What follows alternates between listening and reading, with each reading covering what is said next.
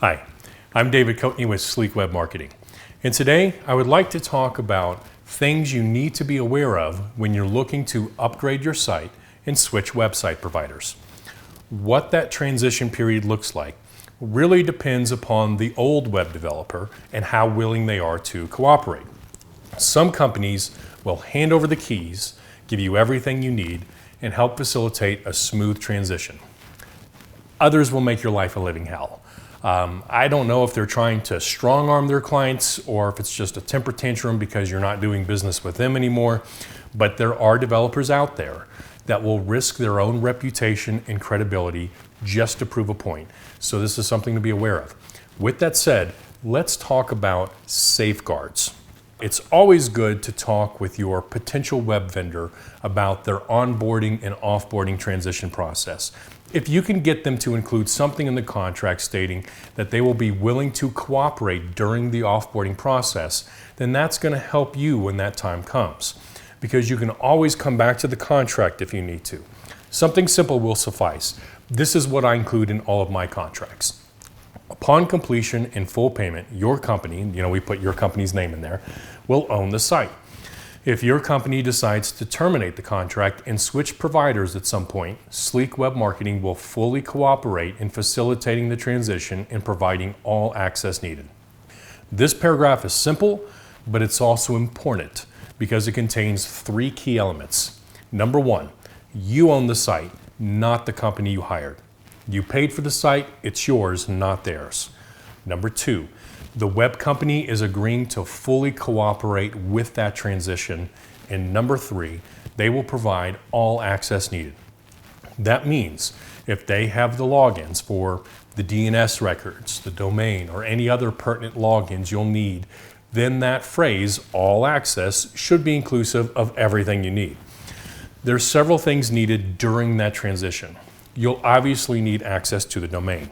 And you'll need access to the DNS records because you'll have to redirect the domain name servers to the new host. And in the case of an actual domain transfer, if that's necessary, there will be a transfer authorization code involved. What happens in some cases is that the company you hired has the logins for everything the client needs, and the client doesn't have squat. This puts you in a very precarious position. Now, depending on how it's set up, they may or may not want to turn over the keys. Sometimes turning over the keys means giving you a login to your own information. But in other cases, it might mean giving you a generic login that allows you to access all of their other clients' information too, which obviously they're not going to want to do. In that case, this ensures that they will either, one, provide you with the necessary login credentials, or if that's not feasible, then two, at least cooperate in facilitating the transition by redirecting the name servers on their end if need be. With that said, if they own the domain, you're going to want to have that transferred over to you, and there is a process for that.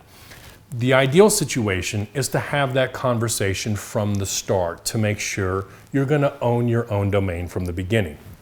You need the ability to lock them out, not the other way around. For the majority of clients, this probably won't be an issue because they bought their domain when they first set their business up or first launched their site.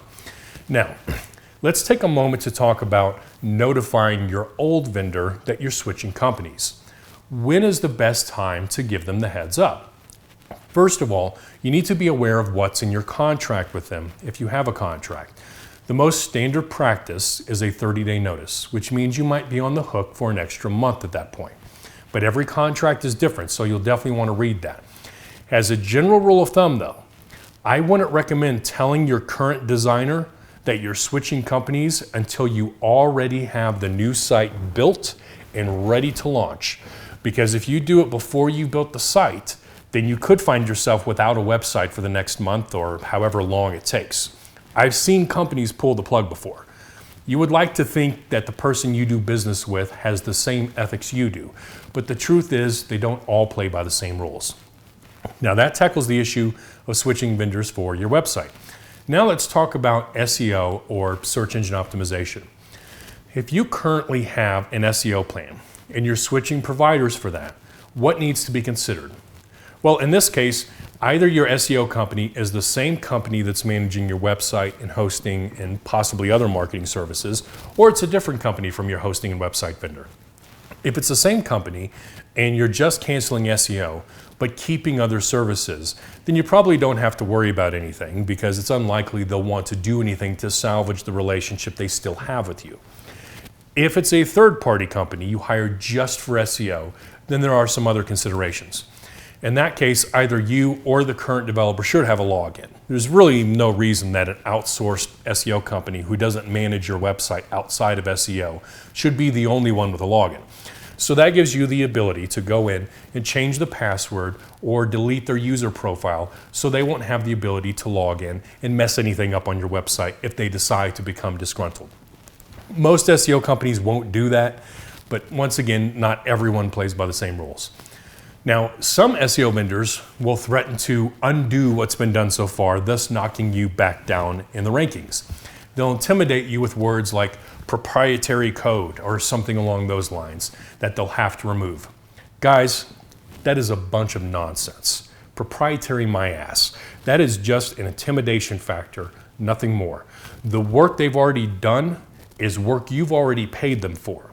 If they undo what's been done so far, then you should expect that they'll undo what you've paid them so far. Your future doing business with them should affect future work, not past work already purchased and delivered. Some people in this industry will defend those types of tactics, but that is absolute garbage.